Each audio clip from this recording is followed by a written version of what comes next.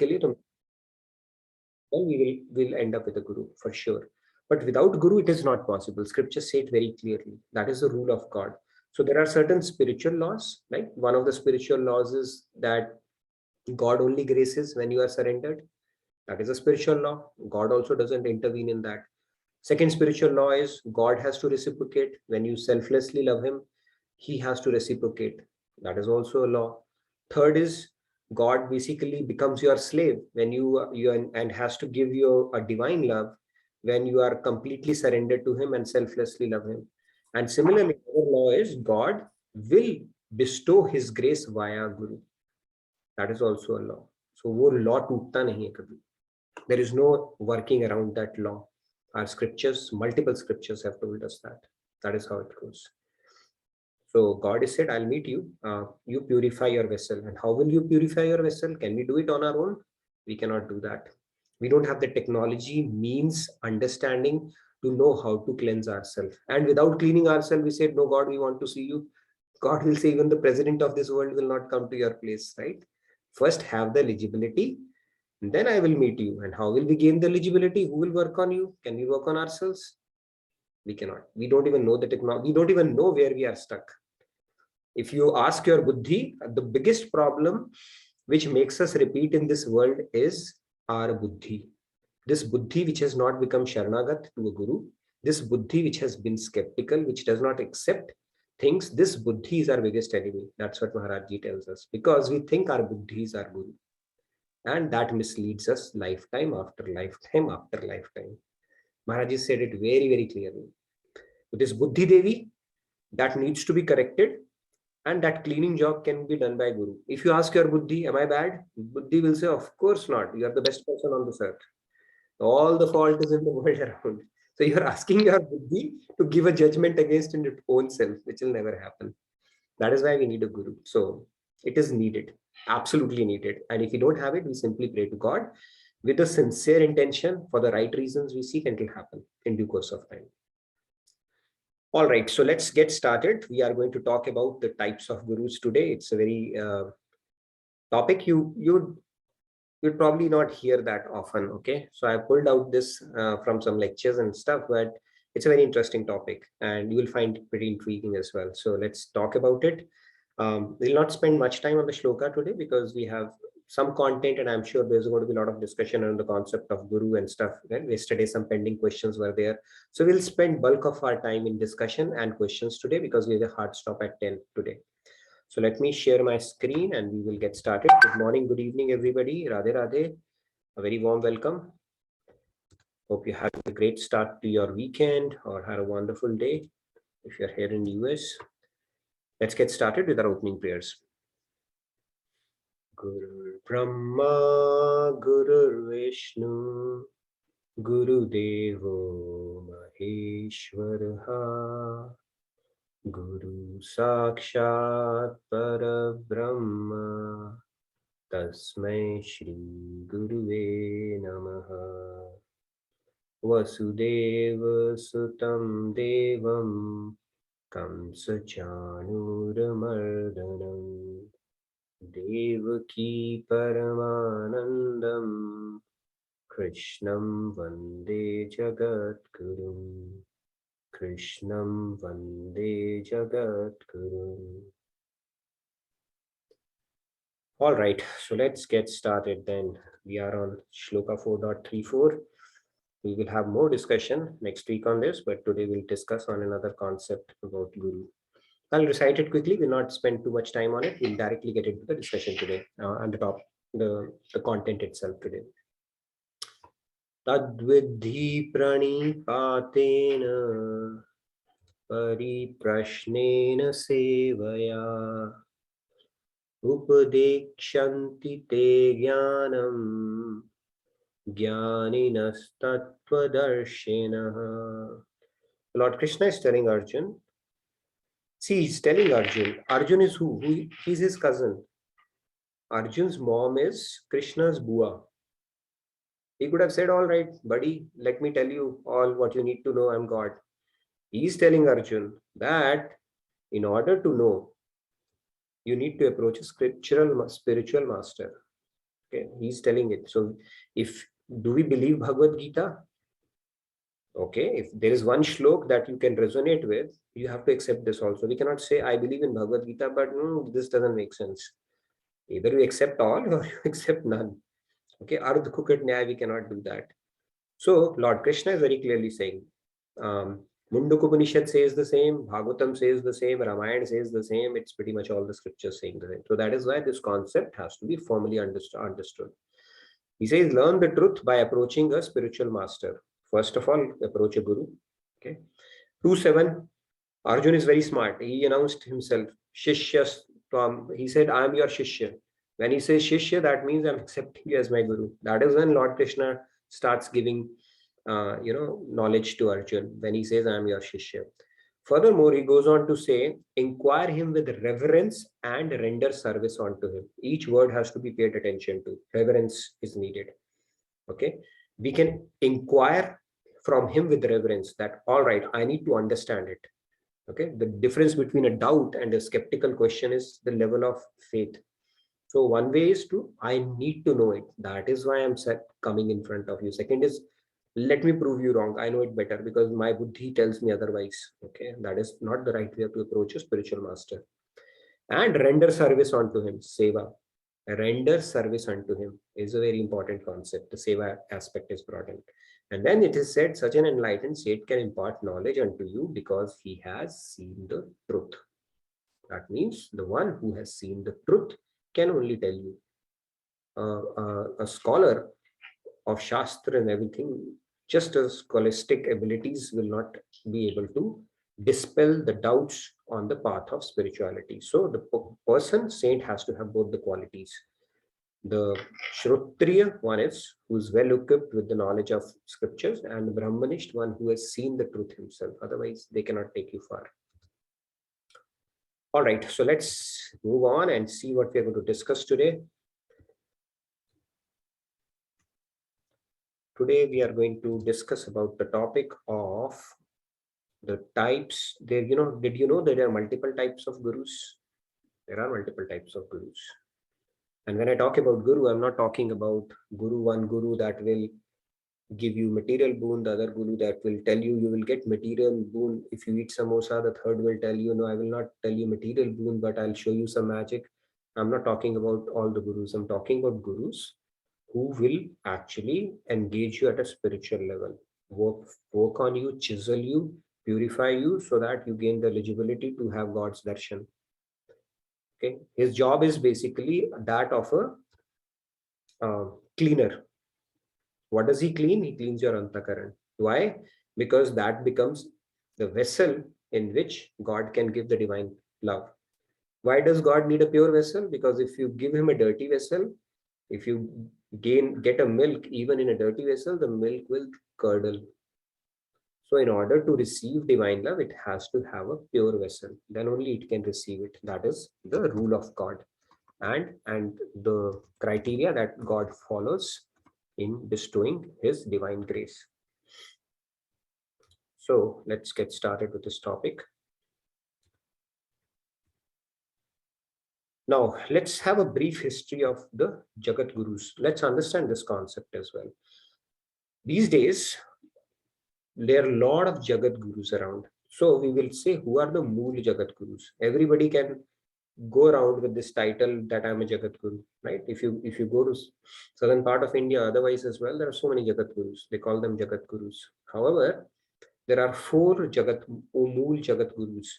If you go back in Indian history, starting with Adi Guru Shankaracharya, when he came about 2,500 years back, who established Advait or monism or non-dualism. Immediately after Buddha's dissension, he came to re-establish Vedas. Okay, so God plans it very strategically. Now Buddha had come in an era where Brahmanwad had taken control.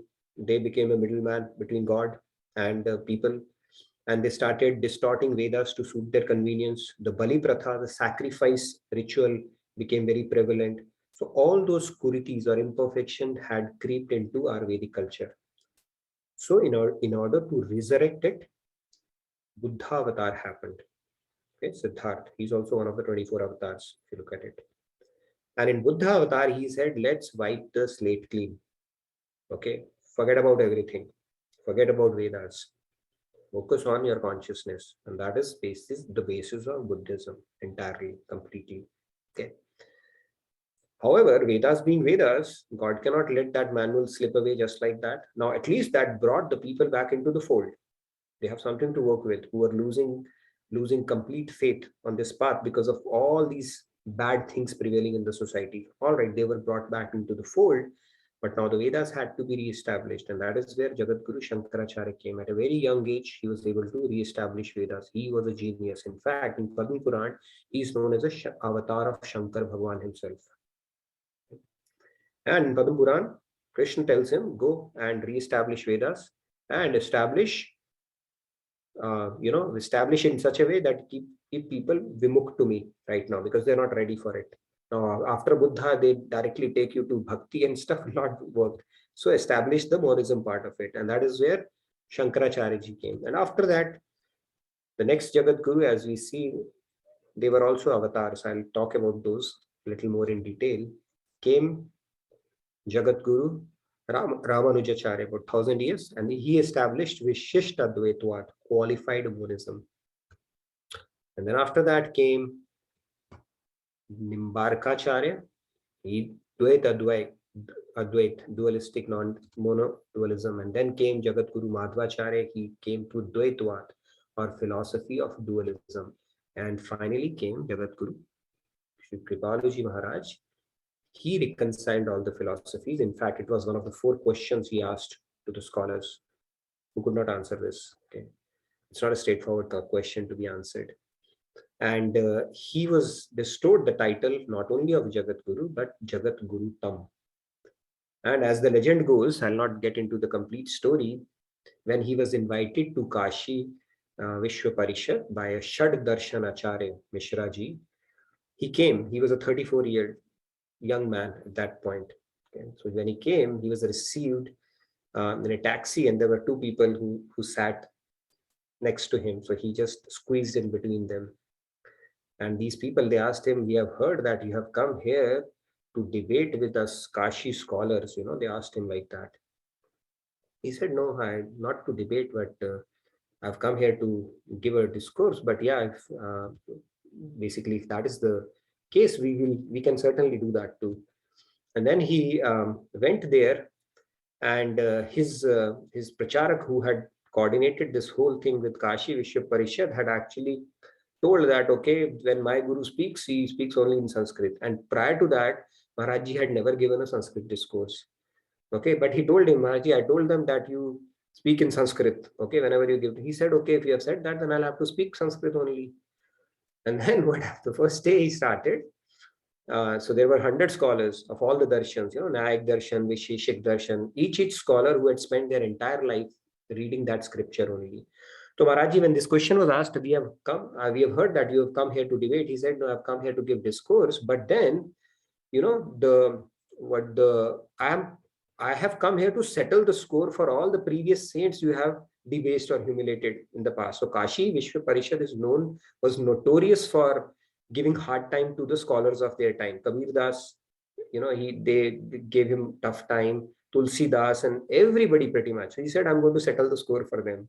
So they were having a little bit of a smirk, we'll see. So anyways, when it started and he was supposed to speak in Sanskrit, he started with Sanskrit. And when he started speaking like a little boy, primary class boy of Sanskrit. And these scholars were like, really? I mean, is it some kind of a joke? What's happening here in front of us? And then when he started talking, after a while, he started speaking Sanskrit in long sentences, which was very difficult for them to do the sandhi. And shortly afterwards, he started reciting Sanskrit words in Vedic grammar.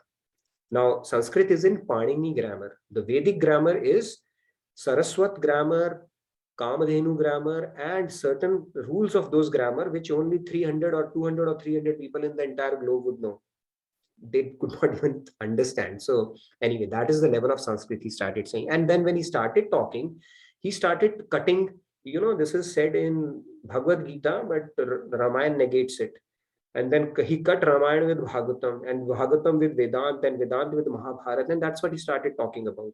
And they said, we thought he's some Astic guy who believes in God, and he's the biggest Nastic we are seeing. He's cutting everything here and there, left, right, and center. But then it was Tark Sangat, very logical. Nobody could negate it.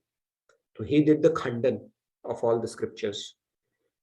So then they were like, all right, they could not negate it. And then finally he started doing the Mandal.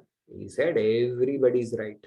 Everybody's saying that. And after the 10th day, these guys had two options: either to engage in debate and tell him, no, this is where you are wrong, or to accept him as a Jagat Guru. And they chose the latter, not the former, because they didn't have a choice. But some of those experts, Kashi, they still had a doubt that how can one person of such a young age can have such an in-depth understanding or knowledge of scripture. So they went to his Mangad, his birthplace, met his mother, Bhagavati Ma, right? To check whether this guy is truly 34, because you have siddhis, right? You can do Kayakalp, Sobri Muni, we have seen. You might be 5,000, because one scripture, if you have to just read it, it can take up to 500 years. First, just read it. Understanding is a different thing. And this guy, he knows everything. 100 different granths are there, and he's quoting left, right, and center, every page, every shloka, everything. It's humanly impossible. So they went in to check out that, is he doing some Kayakalp? Who's a saint who has transformed his body, and that is how he has come? And they came to know, no, he was born only 34 years back. And that is when Maharajji finally started giving discourses. Prior to that, he would not even give discourses. He would just do bhajan, his Medang bhajan, and very few people. But probably it was needed at that time to spread the message, and to, in order to lend credence to what he's saying, he quotes. Otherwise, he didn't have to. And he never gave any chamatkars in his life. People who were in close proximity would experience that from time to time, and there are a lot of stories around it. But he would never give that. The very fact that every scripture or every shloka, he would just quote it from, and people would cross check it as well. He would just know it out of hand. And people, his Charanamrit, it circulates even now. It never putrefies. People have actually experimented with that as well. It's like still water. Okay, people, the devotees, they circulate it around. It never putrefies. So, and there are a lot of other stories which if I'll tell you, you will say it's right from some sci-fi movie you are talking about. So I'm not going to talk about it, but maybe in some other session. A lot of such instances, people who were closely associated with him. The point was, he was kind of a divine descension, and that is what we are going to talk about a little bit today. So let's get into it. When these gurus come, who are these personalities? Okay, it's what we are going to focus on today. Now, Krishna's powers. Okay, let's start. Let's set the base there. We have already know this by now. If not, let's do a quick recap. He has three powers: Swarupa Shakti, Jiva Shakti, and Maya Shakti. Within these two, Maya is a Jad Shakti, non-sentient. It doesn't have power. The Swarupa Shakti is the topmost Shakti, and Jiva Shakti is Tatastha Shakti. Both are sentient. Okay. Now, these are Vibhinansh. Technically, they are called Vibhinansh because they are governed by Swarupa Shakti. Which two? Jiva Shakti and Maya Shakti. Okay. They are governed by Swarupa Shakti. That means they come under the Swarupa Shakti of God. Okay. Stop me there, it's not making sense. It's a bit technical. Now, Narayan, Ram, Shiv, they are called Swansh. This is Vibhinansh, they are Swansh. Swansh means their own Ansh, planetary expansion of the Krishna Tattva itself. Okay. Now, within Swarupa Shakti, there is a category called Nitya Siddh. Okay. Nitya Siddh means they are eternally liberated. Siddh means something which is fructified, right? For example, when the rice is cooked, it is called rice is Siddh now. So the person, once he becomes God realized, it is called Siddh. And this category is called Nitya Siddh. They are eternally liberated. Okay, souls. Now, further it is called the type 1 of Mahapurush or Gurus who can descend, who are eternally liberated. It was never that they were under Maya and then finally they did bhakti and finally they became God realized. They were always got realized. They are called Nitya Siddh. Okay. That is type 1. What is this category? Example: Shankaracharya, Nimbarkacharya, Madhvacharya, Ramanujacharya, Sudarshan Chakra, Sheshnag, Balram, Hit Harivansh, avatar of Krishna's flute, Vishnu, Shiv, Matsya, Vaman, Buddha. They all fall into this category. They are always Nitya Siddh. They are Swarup Shakti Yukt. Okay. This category is called a Nitya Siddh. When they come, it's not that these were ordinary souls and they worked their way up to God realization. No, they were Nitya Siddh. The second category is called Sadhan Siddh, okay, which is Jiva Shakti, like you and I. Okay. This Jiva Shakti is called Nitya Badh. We have always been under Maya, the influence of Maya. कब से? जब से तब भी नहीं था. Since that time, we are under the sway of Maya. We are Nitya Badh. And the second category is called Sadhan Siddh. Now, within Jiva Shakti, let's say somebody perfects their devotion and realizes God. It is called a Sadhan Siddh. It was a Jiva Shakti who worked their way up to God realization. It is called Sadhan Siddh. What is the technical difference? The difference is, I'll tell you. Now, they are the saints. It could be the Ashtamahasakis, the personal aids of Radha expansion, Lalita, Vishakha. Up to that stage, they can get. But the difference here is that they are under the sway of Yogamaya, not the controllers. So they become Swarupa Shakti Yukt when they become God realized. Swarupa Shakti Yukt. Again, they are still under the sway of Yogamaya. Small technical difference, doesn't make much of a difference. God realization means God realization. You become equal to God at that point. But I'm just telling you the technical differences around it. Okay. So that is the only difference between Sadhan Siddh and Nitya Siddh. Okay. So this is called Swarupa Shakti Yukt. This is type 2. Now let's get to the type 3. They are all saints, by the way. Okay. So one is the Nitya Siddh saint can descend. Second is a Sadhan Siddh saint can descend. And third is Ansh of Shri Krishna. Okay, not through any of his powers, it's a direct descension. It is extremely rare, which is called Avatari, which is like Chaitanya Mahaprabhu. He was himself a Hari Avatari. He was a Radha descension, by the way. Shri Krishna can also take avatar as a guru himself, not through any of his powers. Okay. So technically, saints and God, internally, they are both same after God realization. Saint is not going to reveal the full extent of his divine power, okay, during their lifetime. But they are all both the same. Sadhan Siddh souls, they keep to themselves and enjoy their divine status, whatever duration they come in his mic body and then back to divine abode. Now Sadhan Siddh, they have perfected, they have also become Siddh. They'll keep, there are a lot of people, maybe in Himalayas or in India, if you go, there might be people who are Sadhan Siddh already. They are simply going through their prarabdha and they will enjoy their divine status after this life. They are not obliged to come back to this material world, and you will not even come to know who out of these was Sadhan Siddh. We will never get to know that, okay, unless we are at that stage. But these souls, they keep to themselves, and then whatever express purpose they have come there for, they'll do that. Maybe one of their prarabdhas they're trying to neutralize, and then they're back. Okay.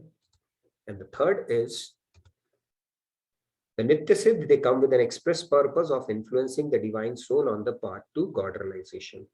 They come with a Nitya Siddh, if you look at it, they come with an express purpose for sure. They have a very, very clear plan. Even the Avatari Purush, when they come with a purpose. Right? In case of Maharaj, it says that plan will unfold in their Jivan Kal. Typically, you will not get to know about them. Right? People even say bad things about them. If you look at all the saints and everybody. In fact, Chaitanya Mahaprabhu, he spent the last 18 years of his life in Puri in isolation. And only after he was gone, people were able to understand, who he was. And when his literature was dissected, now Chaitanya Charitamrita is like one of the go-to books for all the devotees, the basis for the entire devotion and the Krishna consciousness movement as well. So that is how these plans unfold. Maharaj used to say, right, that people will learn Hindi just to understand his Prema Ras Madhura. And Like Swamiji was telling, it has already started happening in front of our eyes. That is the level of these saints when they come in as an avatari purush. So the point here is, sadhan siddh is a jivatma which perfects its devotion. We are nityabad. Okay, if some of you are nitya and doing a leela, then my apologies in advance. But typically, people around us, we are all nityabad. Okay, we are all work in progress, nityabad. And if we perfect our devotion, then will come into the category of sadhan siddh. Because by using our means, starting at least to start with, we initiated our journey, and then obviously God's grace would intervene, and then that will make us siddh. Right? Kripa sadhya and sadhan sadhya, both we have to do. Nitya siddh, they are already done deal. They just come for a specific purpose, and same thing happens with avatari purush as well. So internally all are same, but there is still subtle differences around that, right? So we don't have to get into too many. Yes, Sandy, you had a question? I did not understand that the second type, under the sway of Yogmaya. Oh, so they become Swarupa Shakti Yukt, they say. Okay. They are not the governors of Swarupa Shakti. So I don't know what difference would it make, because when you are God realized, you are God realized. But there is still a slight difference because you are sadhan siddh. You are not the swanch. You are still the vibhinansh part of it. Okay, that is how it has been categorized. So will they become swanch after going back to God? Vibhinansh is vibhinansh.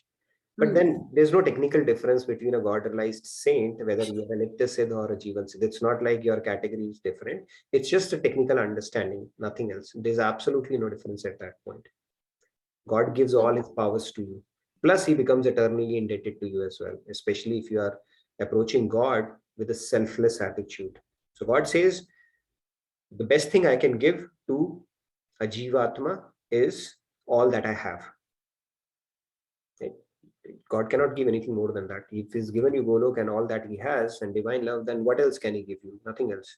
So the saints asked him that Putana, who had come with an intention to kill you, you gave her Golok, and Mother Yashoda, who took care of you so nicely, lovingly, you gave her Golok as well. What's the difference? So God said, yeah, that's right. That's my rule. However, to Mother Yashoda, I'm eternally indebted. God is indebted. That's all it is. But if you look at it internally, there's absolutely no difference, because you have gotten all that God has to offer to you at that point. You have become godlike at that point.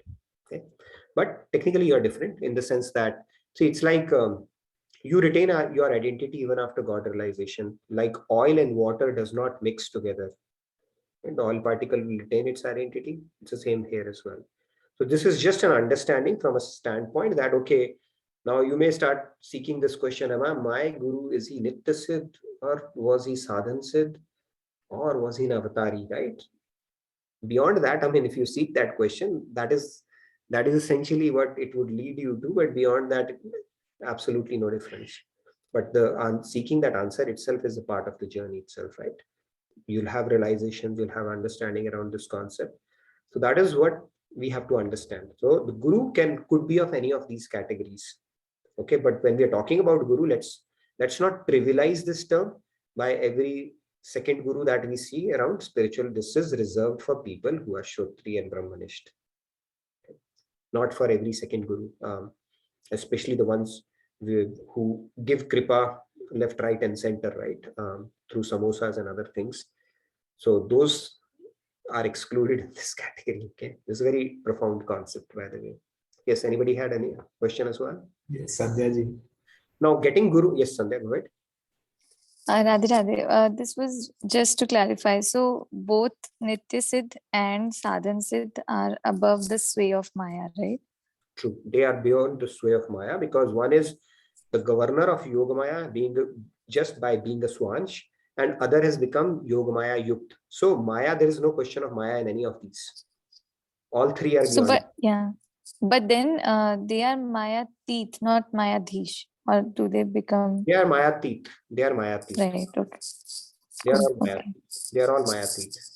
Right. But the one with the Swarupa Shakti, governor of their Maya Dhish also, right? If you look at it, because Swarupa Shakti, they are essentially the Swarupa Shakti ansh of it only, right?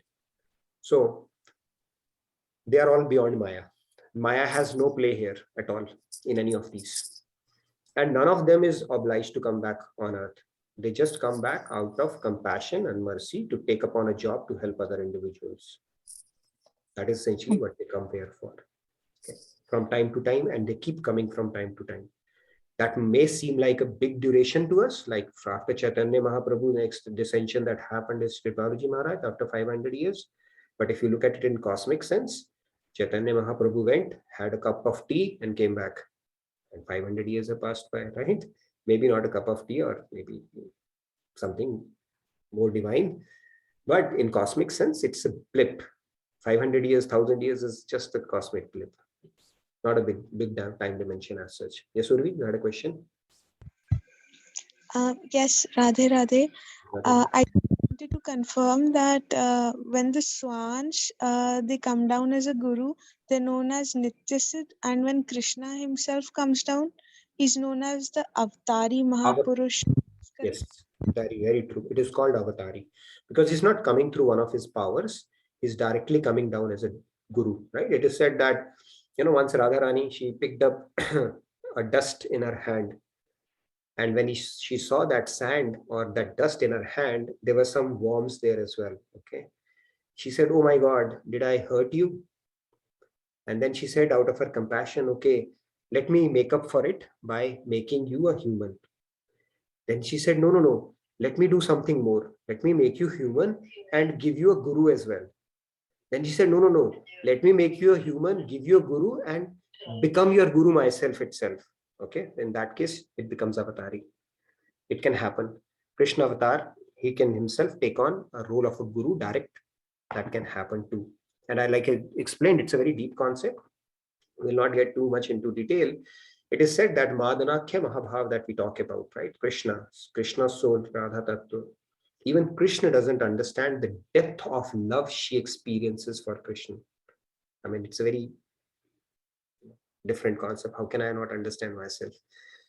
But that is what it is said. And in order to experience that, from time to time, he takes avatar, and Chaitanya Mahaprabhu was one of these avatars. Just to experience that. And then whoever gets the fortune in coming in association with them, obviously they are special as well. And it is said when Chaitanya Mahaprabhu used to do kirtans, even the animals would sway from side to side.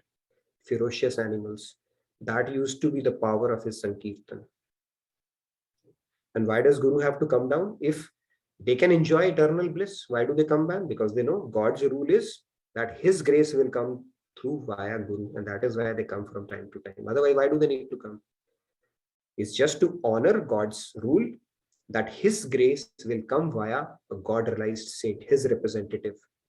That is why they come from time to time. And there's no dearth of gurus at any given point in time based on what we are ready for. Right? So even the different traditions, if you look at it, I asked this question to Swamiji, can we realize God in any other tradition? He said, yes, you can. So there are people in all the traditions. Obviously, your quest will end at Sanatan Dharam, wherever you go, because it's not related to Hindu or anybody. It is an eternal science between humans and God. Right? Nobody can stake proprietorship for, okay, it is our religion or our dharma, nothing of that. It's like human and God. And human is a human, right? Regardless of caste, creed, nationality, whatever it is. But the point here is that there are enough masters out there based on what message you are ready for. If you're ready for the basic message, there are traditions which will simply tell you, don't do this, don't do this, don't do this. When you're ready for a higher message, they tell you, okay, at least become a good human being. If you're ready for a higher message, then you'll get a message, okay, becoming good is fine, but there is something even beyond going good. And if you're ready for even further, it will tell you, okay, all that is fine. Even liberation is not worth it. Okay, we have to go to the depths of bhakti. So really depends on what you are ready for. There are enough masters out there, and they will find you, they'll sniff you out, or you will meet them based on when you are ready. So we come with a score in our life. I don't know what is that threshold. Let's say hypothetically 10. When your score is 10, when you will meet a guru. So if you're born with 8, you'll have to put in a little bit of effort. And then the moment you touch 10, you will meet a guru. If you're born with 10, you will get a guru right from the word go. And if you're born with a score of 0 or 1, you'll have to work hard. Maybe in this life, maybe next life. But there is hope, right? That is how it goes. Annapurna ji had a question. Yes, Annapurna ji. Radhe Radhe. Radhe Radhe. Yes, I have a question. Where does Ramakrishna Paramahamsa, he will belong? It's Nitya Siddh. I think he's known as a Vishnu avatar. Yeah, Vishnu Avatar. He's Yeah, known as he's a yeah, he's a Swanch Nitya. avatar, Nitya Siddh. He's a Nitya Siddh. He was known as a Vishnu avatar, so it will fall into Swanch category. Okay, thank you. Yeah. Even Vivekananda also, right? Vivekananda, I don't know. I'll have to check it out. I mean, maybe I don't know if I can even truly check it out, but I'll seek Swamiji's opinion on that, because Okay. in spiritual fraternity, people would typically have an idea, right? Ramakrishna Paramhans for sure, we know that for a fact, but Vivekananda, I'll probably have to check and get his opinion on it, what he thinks, if at all he would care to share Okay. that. Yeah. Okay. Thank you. Yeah. So this is how it goes. So if you look at it, even the abhushan or even the things of God, they are not ordinary things, right? A lot of sages, their seva is to become Radha Rani's anklets. You will say how boring that would be. No, we can't understand that part. Right? Now Harivanshji was an avatar of Krishna's flute. So Sudarshan Chakra also has an avatar. So all these paraphernalia, what do you call that, which God carries along with him, including the adornments, external adornments, they are not ordinary things. They are saints. They are doing their seva, and the kind of music they produce is not an ordinary thing that we hear. You can just imagine, because that's their seva. They specialize in that. Even gopis, for that matter, they specialize in one art form. And that is why gopis are complaining that Krishna, he doesn't know that, we are capable of giving him the happiness, and he's simply throwing tantrums. And that is why they're saying the Gopi Geet, right? They know that Krishna's happiness is in the service that they specialize in. So they have perfected that. And that is why they sing Gopi Geet, right? And one would say, why are they saying that if they are Tat Sukh Sukhitam, if Krishna is gone, is gone? Why to even complain about it or ask him to? He said, no, he doesn't know. We know it. We know him. And it will be painful for him, basically, because he's used to, and we have perfected the services for him. So similarly, all these saints who have taken on these things, they are very, very special souls. Uddhav, in fact, it is said, he actually chose to become a blade of grass where gopis would walk by. Now you would say, blade of grass, how boring, how uncool it is, right? I want to enjoy, but we're talking about spiritual things, so they are pretty advanced things. We can't even imagine the kind of bliss they would be getting, right? Or the God is capable of giving. See, we get bliss from ordinary mortal things in this world, right? It could be a role model, it could be a somebody whom we find very attractive or fascinating, or for that matter, kids, like grandparents, they find so much rust in their kids, or we also find in our kids, right? Ordinary mortal things. If God decides to give you a bliss, right, and he takes avatar for that purpose, you can only imagine what it would be, right? Now God says, I'll become a kid, and I'll become such a cute kid that mother will be, and even the neighbors will be blown away. He's decided to do that. So can you believe what kind of bliss that would be? Just imagine, right? Yashoda Maiya got an opportunity to embrace him while sleeping as well, and tie him up and all that. Brahmaji was like, okay, what kind of karmas would you have done that this Purna Purushottam Brahma is running around and you are chasing and tying him up and embracing him day in, day out, right? So when God comes with the purpose of giving ras, you can only imagine. We get excited by the worldly things. God has decided to give you bliss now. So you can just imagine. And these the things that God adorns, even they come in as an avatar from time to time. Even Lalita Vishakha, it said, I think Rupa Goswami was also an avatar of one of the Sakhis. I think Lalita or Vishakha Sakhi. So that is the level of these avatars. They are the gurus we are talking about. We are not talking about ordinary gurus here. We are talking about these liberated, eternally liberated, or perfected souls, or the avatari himself, where God himself comes as a guru. So that is the stature of a guru. Do they have to come? Of course not. They can just enjoy their divine status, right? Like we get a status when we travel. First class, we can always do that. They have that status, divine status. They can always stay in Golok. They can always be in relishing the bliss. Why to come down here and face global warming and coronavirus and so many brickbats from people around, right? Every saint who comes, they will cook up stories around them and try to malign them, all that stuff. I to take on all that stuff, but that is their seva. They are beyond all of these things, and they take upon that seva out of compassion, because they know that these souls need that. The very fact we are sitting here today is because of one of such saint that descended. Otherwise, how could we possibly be sitting and discussing Bhagavad Gita, and that too with, made it so easy for us, if not for a saint. If saint were to enjoy their divine status, this wouldn't have happened, and that is why they come here. So we have to make the most of this opportunity whenever we come in association with a saint. Yes, Nizja ji, you had a question? So by the way, there are quite a few other aspects, disciples and then Guru Mantra and other things that are untouched. So we will touch it in our subsequent sessions next week, because this discussion is not yet complete, and 4.34 is anyway going to come. So yes, Neerja ji, please go ahead. You had a question? I wanted to ask, like I happened to join a bit late also, although I wanted to attend this session from the very beginning. I wonder if a recording would be there or not. But what I wanted to ask was, I mean, we know about these saints, we are reading about them, we are talking about them. But there are two things which I want to ask. One, Krishna ji had said that he will be taking an avatar, in Kali Yuga. And where, he felt that, because we all know that he will be taking avatar only and only when it is Ghor Kali Yuga, when things go out of hand in this. That is one. How do we know that he has taken avatar? And secondly, if that is any guru who is there, how can we verify that this guru XYZ? I'm not taking any names, but I'm just taking in generalization. There's so many gurus all over the country, all over the world also. How do we ascertain that this particular guru is a genuine one and he's actually into it, or for another reason, he might be an avatar of one of the deities, Krishna ji, for example. No, valid question. Have you been attending Neerja right from the beginning, when we started discussing this Guru Tattva? No. I had missed it out. I just happened to see it today.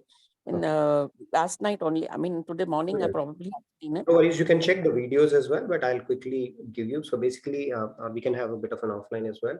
So we did discuss in detail how can we identify a guru, this concept. Okay. Now, for us to identify somebody, obviously we have to be at the same stature. And guru, if he's at one of these levels that we have spoken about, he's not going to carry a board around him saying that Golok return, MALLB, and right. Obviously. So they will not do that either.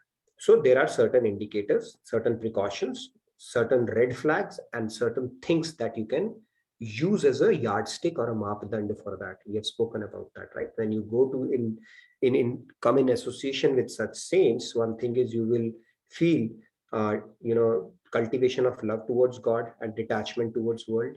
Second thing is they will never impress you by showing you magic tricks. They will never engage you with bhautik things, material things, that I'll give you this boon, you'll go to Swarg, or you'll get this house, or I'll correct the Vastu and everything will work fine for your life. They don't typically do that.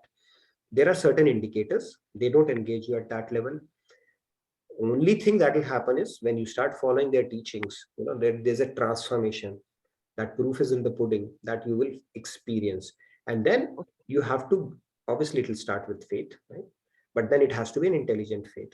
The only way to do that is, and then the third thing we spoke about, the most important part is Krishna says in Bhagavad Gita, I am seated in the hearts of all the beings.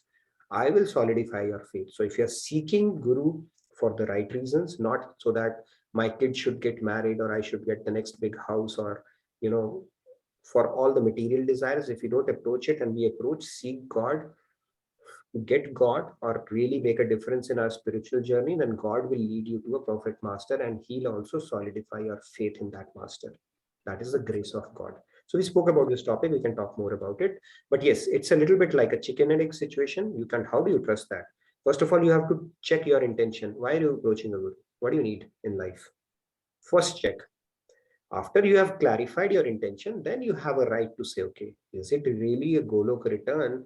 God realized Nitya Siddh, Sadhan Siddh, or an Avatari Purush, now your question mark has started. How will you know that? Part of it is experience. Part of it, you have to experiment with the teachings and see if it has started bringing in the transformation or not. If not, reject it. But if you simply sit back and let your buddhi do all the gymnastics without really putting any hard work, then it will not take us very far. Right? And there are too many distractions in this world. World has a world, right? You see, they will come back, okay, this is that, this is that. This person is going after fame, looks like, because we saw him in TV the other day, and then looks like they're commercial people, they're going after money, is building that, what, such a big empire. These worldly distractions would anyways will be there. How do you take the chalk, differentiate chalk from cheese? Part of it is your own intention. Second of it is your own hard work, sincerity around trying out things. And third is obviously God's grace, who's seated within, who knows what reason you are seeking and how to lead you to a proper master. All three have to converge. All right. Yes. Hope that answered a little bit, Anisha ji, for you. Yes, Rahul. Yes. But I want to know whether the previous recordings are available. Yes, you will find all the recordings. I keep on putting it. So do look out for the messages. I keep posting all the recordings for all the sessions. It may be a week's delay, but you can find everything. Okay, I'll go back. Please do, yeah. So for this week, I'll share everything so you can check it out, and you can check it in the subject line. I'll say the Guru Tattva part 1, 2, 3, and you can go through that. And we've had a pretty good discussion on this topic. Yes, Rahul. Radhe Radhe Nitinji, just wanted to make quick announcements. Yes, please go ahead. We have 12 more minutes. Go ahead. And today's session, I'll leave you with a question, and then we will continue next week on that, okay? Because we have not yet covered all the aspects of Guru, disciple, Guru Mantra, and a lot of factors are still there. So yes, go ahead, Rahul. The first announcement is about the Parenting Foundations workshop. It starts tomorrow in person, and for people who want to attend online, it starts on July 18th on the Zoom session, and the links are already there in the chat box.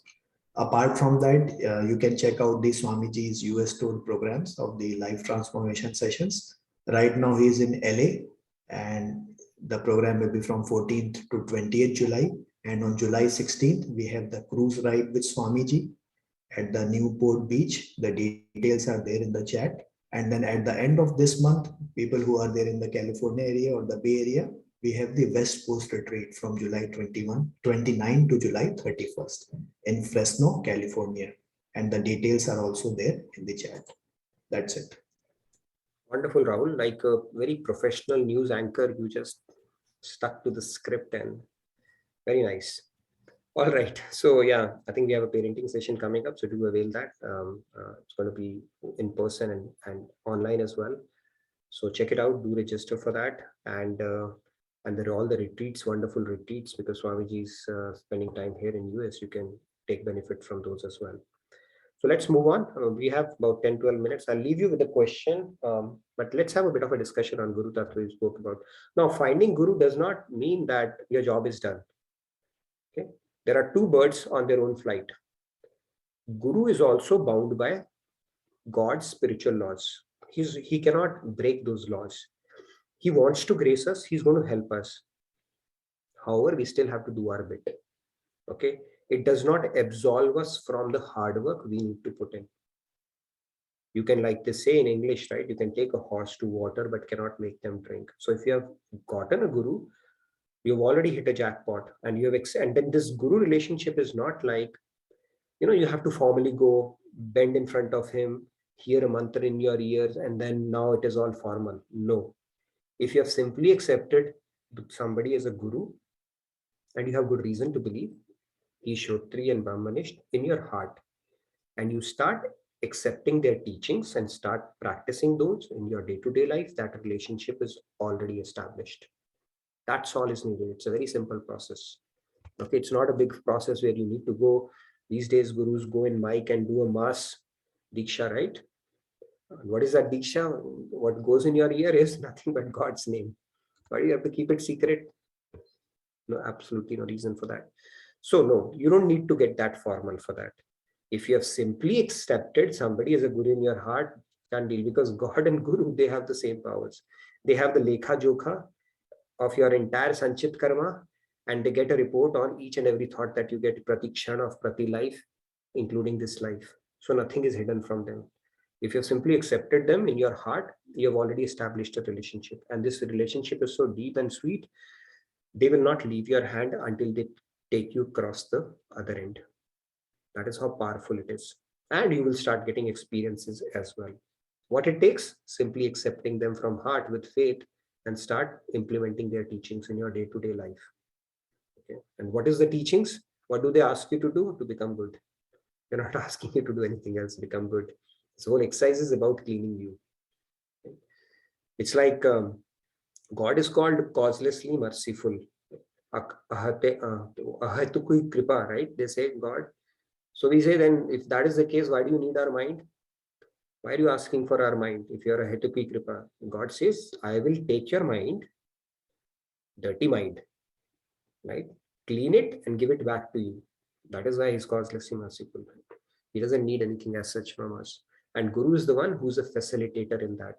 He knows how to work, how to purify your antakaran, and how to prepare you for surrender so that you can receive God's grace and stake a claim for your true inheritance. Okay? And that is the reason Gurus, they keep on descending from time to time. They have to come. It's part of their seva for God, out of compassion for the Jivatmas. That is why Gurus come. They have no business coming in here, right? Why would they want to? They can enjoy their bliss forever. It's a seva they have taken upon themselves. And nothing gives more happiness to Guru than the disciples actually following what they are telling, their teachings. It gives them immense satisfaction. They are doing God's job. End of the day. Now, I'll leave you with one question. How much time? We have about 7 minutes. So I think we have a little bit of time. We have a bit of a discussion. So we wanted to talk about Guru Mantra and stuff like that, because that's one of the concepts that confuses people a lot. So, eternally liberated Guru spoke about, yeah. Within eternally liberated Guru also, there are type 1, those who accepted a Guru in acting for establishing the example before the world.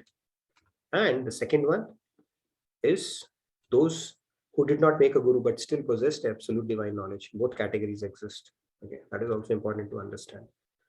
Sampradaya, we will talk about Sampradaya Pratha also. There are a lot of Sampradayas based on whether you're following Shankaracharya, Nimbarkacharya, all that stuff, right? So what is that Sampradaya and how can you, what is the genesis of Sampradaya? We'll talk about that next week as well. But let's understand this concept that a lot of people get hung up in, okay, it has to be a chain. Guru has to have a Guru, needs to have a Guru, and needs to have a Guru, and then only is a Guru, right? Not necessarily. Both categories exist. And the next one is that we want to leave you with this question. So you see these, what is this? Fittings, right? What comes first, setting the electrical wiring switches or the connection of the electricity? Anybody wants to take that question? It's a very, very difficult question, okay? So you have to really think hard. Because if you get it wrong, electricity, is not a good friend, especially if it's not handled properly. Yes, Shri Ramya? Radhe Radhe. It is, I mean, we discussed it already. So, so it's the wirings and the switches. So even in the cases where the electricity comes before, they make sure that it is turned off while you're doing the wiring and switches so that you're safe and you don't get a shock. So. Yes, Rahul, you wanted to add something? We had a comment from Surendraji. He was asking about a 1-minute elevator speech from you on Swanch. He wanted some clarification on Swanch. The self-ansh basically of God.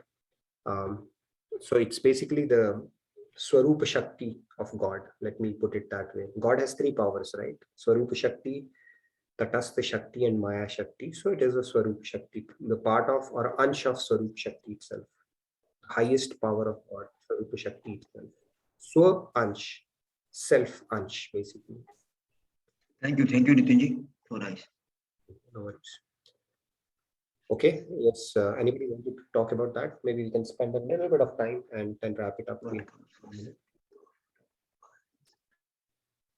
Okay, yeah. So the idea here is, yes, if you have built a house or it makes logical sense to have our wirings and fittings in place before we turn on the electricity, right? The same way the Guru Mantra aspect has to be understood as well. We prepare the vessel, the framework, and then Guru Mantra should actually lead to the realization itself. Direct. I spoke about this concept yesterday. Guru, two things he has to do when our vessel is prepared. One is he's anyway doing the Yogaksham part of us, which he can do remotely wherever he is. If Guru is sitting in Golok, he can do it from there. If Guru is in some other Brahmand, is taking an avatar there, he can do it from there. But when he has to give you the divine love, then he comes in person in front of you. It could be in form of a Guru Mantra in your ear. It could be in form of touching you. It could be in form of slapping you, boxing you, pushing you, embracing you. Could be anything. Doesn't matter at that point. Then he'll come and then go.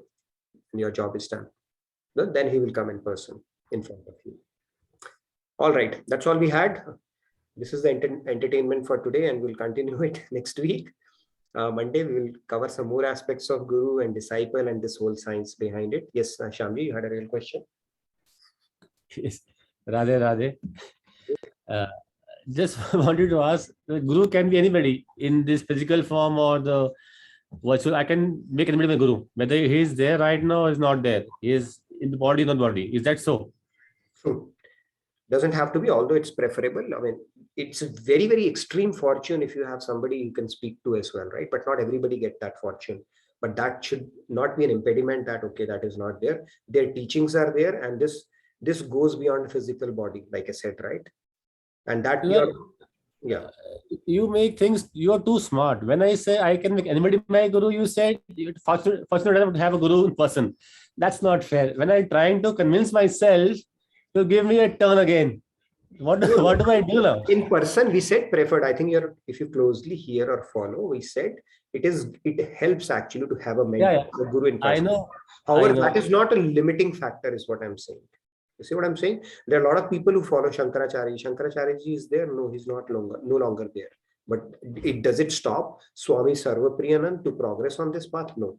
Right? He's following his teachings. So Guru continues to live beyond his gross body in form of his teachings. And as a sadhak, when you will progress, you will feel his presence. Okay? You will start feeling his presence, and then his presence will really not matter. His gross body presence would really not matter at that point. That is how it goes. It goes very deep. Although it is preferable, right? If I can see you, talk to you, it is always better. But that should not be an impediment for you not to have a Guru, is what I'm trying to say. Okay, got it. Radhe, Radhe. We'll continue this discussion. Anyways, Radhe, Radhe. It's time now, so I'll hand it over to the next session. Radhe, Radhe. Have a wonderful day. Great rest of your evening. I look forward to seeing you next week. Thank you, everybody. Thank you, Nitin bhai.